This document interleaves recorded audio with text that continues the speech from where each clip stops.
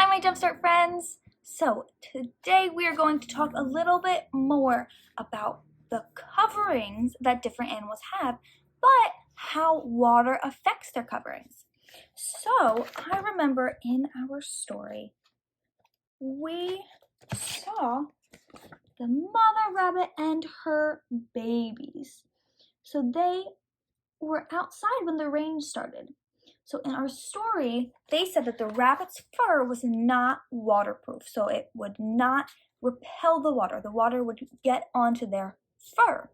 So the mother wants to protect her babies from the rain because she knows that their fur will soak up water and become wet because it's not waterproof. So they would get really soaking wet if they got left out in the rain.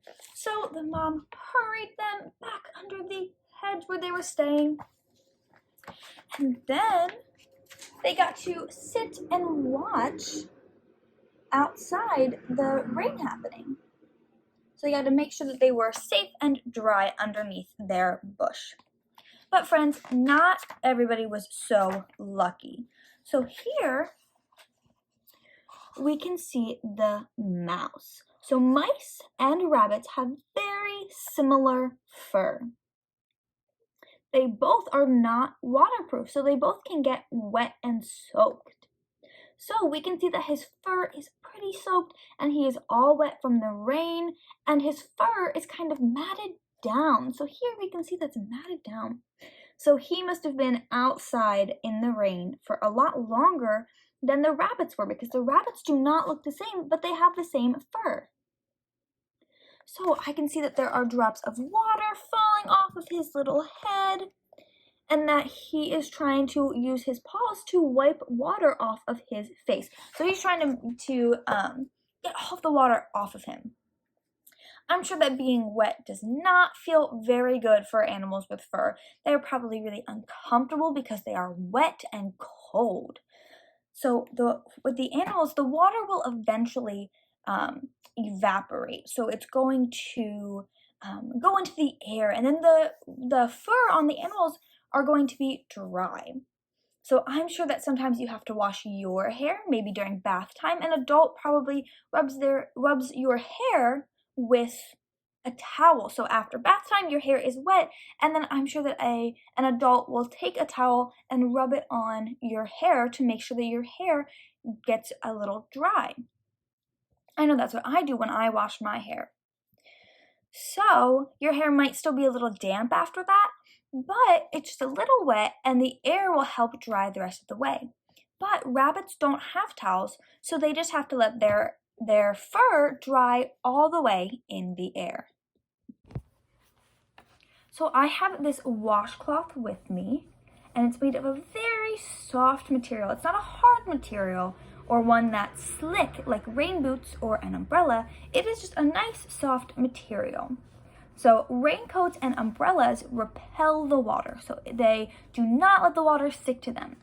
But washcloths don't repel water. They get soaked in, and the water is absorbed into the towel.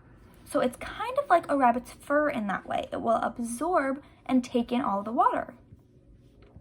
So I have a small dropper here that I'm going to use as some raindrops. So we are going to see what happens when I drop some water onto our washcloth.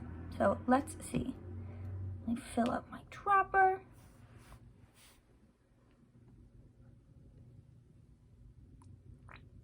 I'm gonna put some water on, some drops. So we can see where I put the dropper.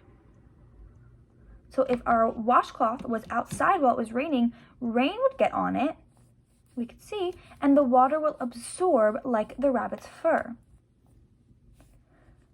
So the water is soaked into that washcloth. So now I'm going to try and dip my towel into this bowl of water that I have sitting here. And we're going to see what happens. So I want you to put your thinking caps on and think if you think that our washcloth is going to absorb. Give me a thumbs up if you think it's going to absorb the water. Thumbs down if you think it's not going to absorb the water. Let's see, I'm gonna dip it in and find out. Okay, so I dipped it in, and friends, we can see that the water was absorbed, so it stayed in my washcloth. So that's why it is a dark color here. So you give a thumbs up, you got it right. And if you give a thumbs down, that's okay. So friends, you are going to join Miss Jennifer and talk about some other things and other items that might absorb or repel water. So have lots of fun doing that, and I'll see you in a few. Hey Jumpstart friends! Now that we learned a little bit about absorbency with Miss Sophia, let's test the absorbency of a few different materials. So let's first start off with this smooth plastic material. Do you think water will soak into the material, or will it not soak?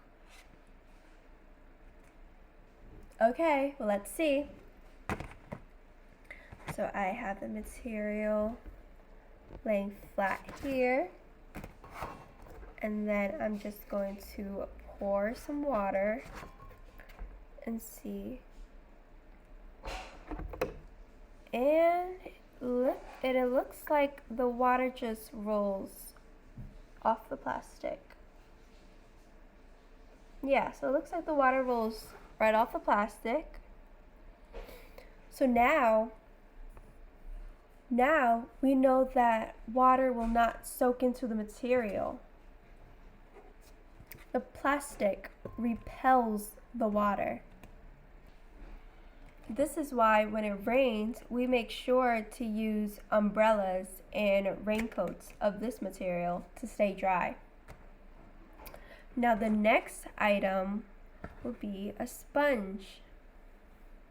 Do you think water will soak into the material, or will it not? Okay, those are some good guesses. Now let's find out. So all I'm gonna do is add water to the sponge.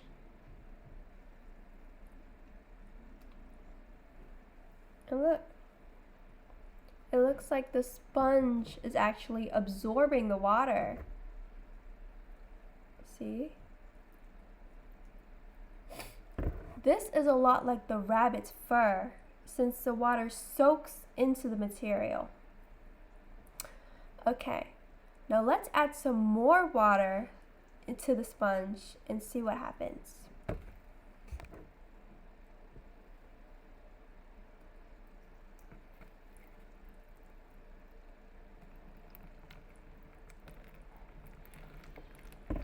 Okay, now it looks like it has more water than it can hold. So we can even see how like the water is dripping from the sides. It's dripping and running from the sides. So we learned that there is so much water that the material can absorb before the water won't soak in. Okay, friends, I hope you had so much fun doing that. We know that rabbit's fur absorbs water and becomes soaked, but not all animals' fur or coats or coverings do that. So a whale has a sleek coat that is waterproof, and it repels the water and keeps the whale's body warm in the cold ocean.